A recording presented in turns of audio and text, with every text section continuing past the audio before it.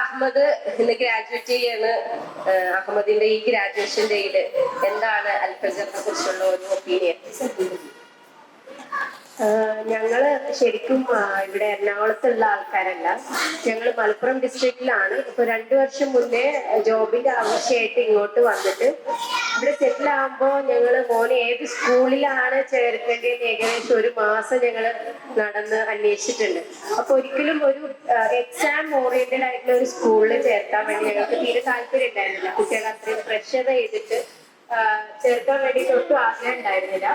അങ്ങനെ നമ്മള് ജൂണിന് 2 weeks before May ലാസ്റ്റിൽ എത്തിയപ്പോഴാണ് ഇവിടെ പഠിച്ചിറങ്ങിയ കുട്ടികളുടെ ഒരു പേരന്റ് എന്റെ ഹസ്ബൻഡിനോട് പറയുന്നത്, ഈ സ്കൂളിനെ കുറിച്ച് പറയുന്നത്. അപ്പം ഹസ്ബൻഡാണ് ആദ്യം വന്നിട്ട് ഇവിടെ കണ്ടിട്ട് എന്നോട് വന്ന് പറഞ്ഞു, ഒരു ബിൽഡിങ്ങിന്റെ മേലെയാണ്, എനിക്ക് ഇഷ്ടപ്പെടുമോന്ന് അറിയില്ല, പോയി നോക്കാം. അപ്പൊ ഞാൻ ബിൽഡിംഗ് മേലായാലും കുഴപ്പമില്ല, നമ്മളുടെ ഇഷ്ടത്തിനനുസരിച്ച് ഒരു സ്കൂൾ ആയാലും കുഴപ്പമില്ലല്ലോ എന്നാണ് ഞാൻ വന്ന് നോക്കിയിട്ട് ഇവിടെ ടീച്ചേഴ്സിനെ കണ്ടിട്ട് സംസാരിച്ചപ്പോൾ ഞാൻ എങ്ങനെയാണോ വിചാരിച്ചത് അങ്ങനത്തെ ഒരു സ്കൂൾ തന്നെയാണ് അൽഫജർ. അപ്പം ഇവിടെ വന്ന് എന്റെ മോനെ ചേട്ടന്റെ മോനെ ഞാൻ എപ്പോഴും പറയും, അഹമ്മദ് കുറച്ച് ആളുകളോട് മിങ്കിൾ ചെയ്യാൻ ഇത്തിരി ബുദ്ധിമുട്ടുള്ള ഒരാളായിരുന്നു. മുഖത്ത് നോക്കി സംസാരിക്കുക, അല്ലെങ്കിൽ സ്ട്രേഞ്ചറോട് കണ്ടാൽ സംസാരിക്കുക. ഇനിയിപ്പോ സ്ട്രേഞ്ചറല്ല, വീട്ടിലൊരു റിലേറ്റീവ്സ് വന്നാൽ പോലും സംസാരിക്കാത്ത ഒരാളാണ്. ആ ആളിപ്പോ മാറിയിട്ട് എവിടെ നിന്ന് ആരെ കണ്ടാലും അങ്ങോട്ട് കയറി ഹായ് ഹലോ എന്ന് പറഞ്ഞിട്ട് സംസാരിക്കുന്ന ഒരു രീതിയിലേക്ക് മാറിയിട്ടുണ്ട്. അത് ഞാൻ എന്റെ ഹസ്ബൻഡോട് പറഞ്ഞത്, ഈ സ്കൂളിന്റെ ടീമിന്റെയും ഒരു എഫേർട്ട് തന്നെയാണ് അത്. ഞാൻ ഒരു എക്സാമ്പിൾ ആയിട്ട് എപ്പോഴും പറയും, LKG ആനുവൽ ഡേയും UKG ആനുവൽ ഡേയും തന്നെ നോക്കിയാൽ മതി.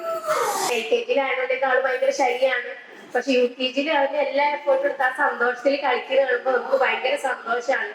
പിന്നെ മോന് വന്ന എല്ലാ മാറ്റവും അത് ഈ സ്കൂൾ ഞാൻ ആഗ്രഹിക്കുകയാണ്. ഇവിടുന്ന് ഇനിയും ഇവിടെ ഇല്ലല്ലോ, ബാക്കി UKG വരെ കഴിഞ്ഞല്ലോ എന്ന്. പിന്നെ ഒരു സമാധാനം എന്താന്ന് വെച്ചാൽ ഞങ്ങൾ ഈ വർഷം ഇവിടുന്ന് പോവാണ്.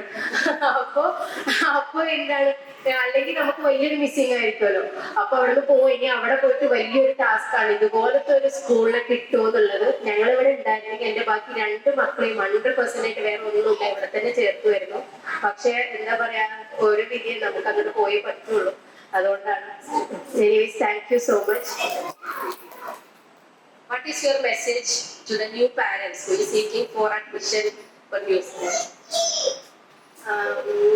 ഞാന് എപ്പോഴും പറയാം, നമ്മൾ മക്കള് വളർന്നു വരുന്നത് പഠിക്കാനൊക്കെ റെഡി ആയിട്ടാണെങ്കിൽ അവരൊരിക്കലും പ്രഷറൈസ് ചെയ്യരുത് ഒരു കാര്യത്തിലും.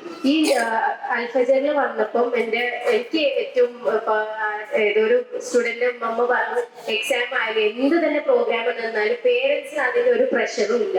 ഞങ്ങള് ഒരു ദിവസം എന്റെ മോന്റെ എക്സാമിന് ഒരു നോട്ട്ബുക്ക് കൊടുത്തു വിടാൻ മറന്നുപോയി. ഞാൻ ടെൻഷനായിട്ട് പ്രിയ മിസ്സിന് മെസ്സേജ് അയച്ചു പറഞ്ഞു, അത് പേടിക്കണ്ട, ഇവിടുന്ന് ഒന്നുകൂടെ റിവിഷൻ ചെയ്തിട്ടാണ് എക്സാമിന് കയറ്റുള്ളൂ, അതുകൊണ്ട് പേടിക്കണ്ട. അപ്പൊ ആ ഒരു സമാധാനത്തിന് വാക്ക് വെക്കുമ്പോൾ നമുക്കൊരു സമാധാനമാണ്. അപ്പൊ എന്ത് സ്കൂൾ, ഏത് ലെവലുള്ള സ്കൂളായാലും കുട്ടികൾക്ക് അവരുടെ ഫ്രീ ടൈമോ അവർക്ക് കൊടുക്കേണ്ട റെസ്റ്റ് ടൈമോ ഒക്കെ കൊടുത്തുകൊണ്ട് നടത്തുന്ന ഒരു സ്കൂള് തിരഞ്ഞെടുക്കാൻ ശ്രദ്ധിക്കുക. അവർ പ്രഷറൈസ് ചെയ്യാതെ അവർ ഗ്രോ ചെയ്യട്ടെ, പഠിക്കുക, അതിന്റെ കൂടെ കളിച്ചു അവർ ഗ്രോ ചെയ്യട്ടെ, അവർ ഇന്നസെൻസ് കീപ്പ് ചെയ്തുകൊണ്ടുള്ള. Thank you so much. എല്ലാവരോടും ഒരുപാട് നന്ദി. ഞാൻ എന്തായാലും ഈ സ്കൂളിലെയും ടീച്ചേഴ്സിനെയും ഒക്കെ മിസ് ചെയ്യും. അഹമ്മദിനും അങ്ങനെ തന്നെയാണോ, ഭയങ്കര മിസ് ചെയ്യും. ഞങ്ങൾ ഇവിടേക്ക് ഇനി വരികയാണെങ്കിൽ എന്തായാലും ഇവിടെ വന്ന് കയറി എല്ലാവരെയും കണ്ടിട്ട് തന്നെ പോവുള്ളൂ. Thank you so much.